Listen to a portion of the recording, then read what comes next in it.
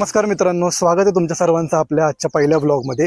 तर ब्लॉगच्या सुरुवातीला माझी ओळख करून देतो। माझं नाव आदित्य। आज आपण महाशिवरात्रीच्या निमित्ताने पुण्याजवळील असलेल्या एका सुंदर आणि प्राचीन अशा महादेव मंदिरामध्ये चाललोय, ज्याचं नाव आहे बनेश्वर महादेव मंदिर। तर आपल्या ब्लॉगची पहिली सुरुवातच आपण महादेवाच्या कृपा आशीर्वादाने करूयात आणि चला आपण बनेश्वर महादेव मंदिर बघूयात।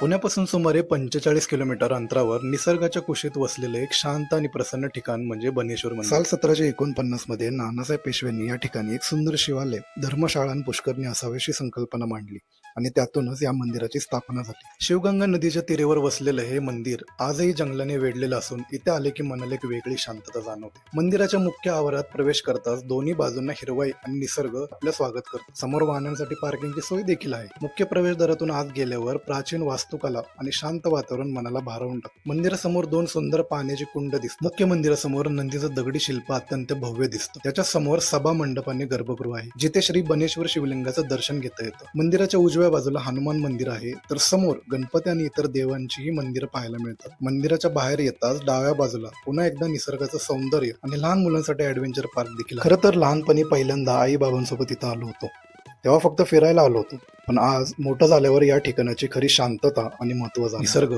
शांतता आणि अध्यात्म याचा सुंदर संगम म्हणजे बनेश्वर मंदिर, आणि म्हणूनच हे ठिकाण मनाला एक वेगळंच आनंद आणि समाधान देऊन जातं। बनेश्वर महादेव मंदिराचं आपलं दर्शन खूप जास्त छान झालं। मंदिराचा परिसर खूप जास्त शांत, स्वच्छ आणि सुंदर आहे। मी तुम्हाला सर्वांना हेच सांगतो की तुम्ही आपल्या फॅमिली फ्रेंड सोबत नक्की या मंदिराला भेट द्या। आणि हा व्हिडिओ जर तुम्हाला आवडला असेल तर या व्हिडिओला नक्की एक लाईक करा आणि आपल्या चॅनलला सबस्क्राईब करा। आणि आपण पुढच्या व्हिडिओमध्ये भेटूयात एका नवीन ठिकाणासोबत। धन्यवाद।